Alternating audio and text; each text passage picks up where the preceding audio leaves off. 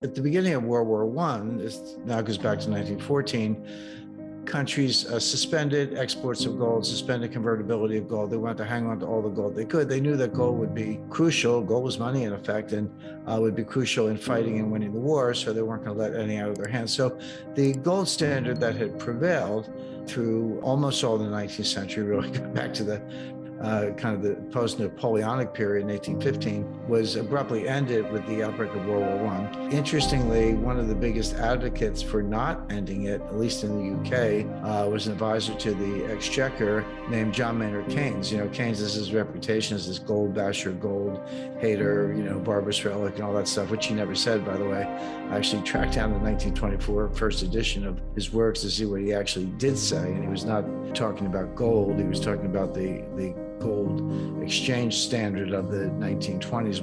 But he argued strenuously in 1914 that the UK should not go off the gold standard. And the reason he said that was, we're not going to win the war with money or with gold. We're going to win the war with credit. You're going to have to borrow a lot of money to do this. And if you suspend gold, you're going to destroy your credit. But if you maintain the gold standard, you'll maintain your credit and be able to borrow far more and fight the war. And that's exactly what happened.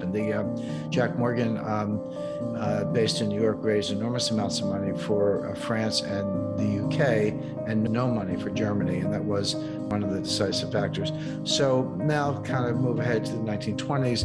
One by one, countries had to rejoin the gold standard. The gold standard was voluntary. There was no IMF, International Monetary Fund, at the time, but that left them with a big decision, which is, what is the new exchange rate? There had been a pre-World War I, pre-1914 exchange rate. Each currency was pegged to gold at whatever that government chose. They would obviously try to do something that made commercial and economic sense.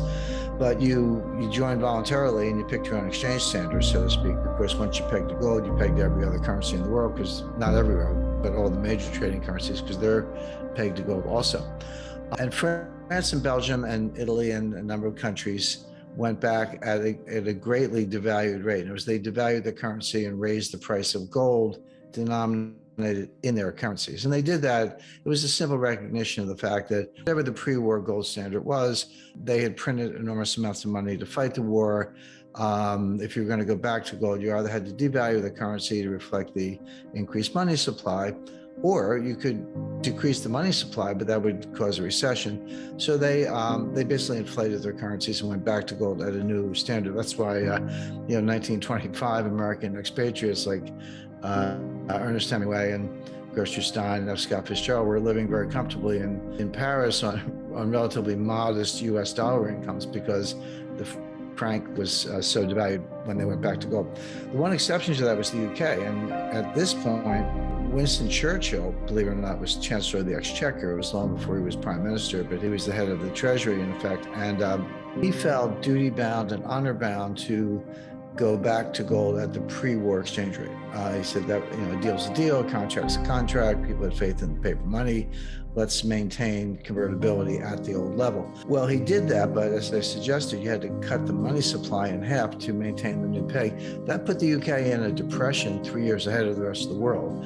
We typically date our depression in the US from 1929, but the UK was well in depression as early as 1926. Finally, in 1931, they had a banking panic. They did devalue at that time. 1933, FDR devalued the US dollar against gold. There were all these dominoes that were falling. And of course, the bank failures, bank panics, reduced world trade, agricultural output, and the Great Depression. And this was considered not only bad in and of itself, but a contributing factor to World War II. It created so much imbalance and so much irredentism and Germany's desire to, take back lands that it had given up to France and Poland and elsewhere, that it contributed to World War II. So here we were in 1944, before the war was over, but already Roosevelt, FDR, and Churchill were looking past the war and said, look, we can't let this happen again. We'll win the war. They thought they would win the war by 1944, but we can't win the war and then not have a good international monetary system. We'll repeat all the blunders and errors of the 1920s and be back where we started. So they convened the Bretton Woods Conference in Bretton Woods, New Hampshire, at the Mount Washington Hotel for that purpose of designing the system. Now, there were about 45 or so nations present. Believe it or not, the Soviet Union, which was an ally, of course, of the U.S. during World War II, was present. They ended up not signing the agreement. An interesting footnote, but an important one, the lead U.S. delegate was the Deputy Secretary of the Treasury. His name was Harry Dexter White. The Secretary of the Treasury at the time was Henry Morgenthau, but he couldn't be there full time. He was in and out. But Harry Dexter White led the U.S. delegation. The UK delegation was led by John Maynard Keynes. And by the way, there were just, again, another footnote. The reason Bretton Woods, New Hampshire, at the Mount Washington Hotel, and I was there, I've been there a number of times, but I was there most recently last week. It's in the middle of nowhere. It's absolutely beautiful. It's up in the White Mountains. Nice view. You're right in the foothills of Mount Washington. So it's a spectacular place, nice place to visit, but really hard to get to in the middle of nowhere.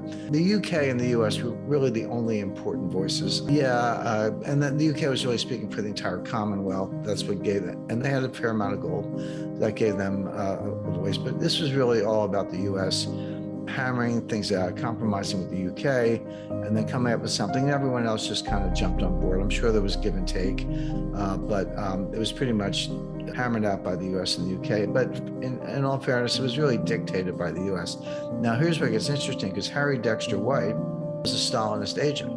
And that was not, it might have been suspected at the time, but it was not really proven until the 1990s, after the Soviet Union fell and Russia under Yeltsin, opened up the archives, and scholars were able to go in and prove it. He was a Stalinist agent, and there were quite a few in the FDR administration. You don't have to be Joe McCarthy to understand that. And he was working on Soviet orders, and his orders were to come up with a system that would destroy the British Empire. And he did, because the Bretton Woods system, we'll talk about in a minute, actually did destroy the British Empire. And the reason was that a lot of people think that, again, this is one of the misconceptions you mentioned, that all countries link their currencies to gold. That was the global gold standard. That is not what Bretton Woods did. Bretton Woods pegged all currencies to the US dollar. And then the US dollar was pegged to gold at $35 an ounce. Now, by extension, or transitive law, if you want to use some sixth grade math, yeah, you were kind of pegged to gold because you were pegged to the dollar, and the dollar was pegged to gold. But technically, you were pegged to the dollar. That made the dollar the kind of global hegemonic currency, if you will, but also left the UK extremely vulnerable, because they had issued a lot of sterling, pound sterling notes denominated sterling to the Commonwealth countries, Australia, Canada, India at the time was still part of the British Empire, etc. They were technically redeemable into gold, but there's no way that the UK had that much gold. It wasn't even close. But by diminishing the role of sterling and elevating the role of the dollar, it made sterling more vulnerable to runs on the bank, basically, which then fed into the whole independence movement in the 1950s. It wasn't the sole cause, but when India, I believe, went independent in 1947, and then throughout the 50s, the African countries, Singapore, one by one, they left UK. So it actually worked by undermining the dominant role of sterling and highlighting sterling's vulnerability to a run on gold. It exacerbated economic tensions with everybody, including Canada, Australia, and a lot of the African members of the Commonwealth. And it did lead to the breakup with the British Empire. So it's kind of mission accomplished for Morgenthau. But coming out of it, you did have a world where the only currency pegged to gold was the dollar, and everybody else was pegged to the dollar. Now, why did they do it that way? The answer was that they felt that other currencies might run into difficulties, trade deficits, imbalance of payments, etc., and might have to devalue. Now, they didn't want anyone to devalue. That wasn't necessarily the plan. But realistically, they thought it might happen. Again, that was one of the problems of the 1920s, 1930s, is that devaluing against gold was a total crack-up. It usually came hand in glove with a banking panic, as it did in the UK in 1931. So they felt that if you could modulate that process, the dollar was always pegged to gold. That was the anchor of the whole system.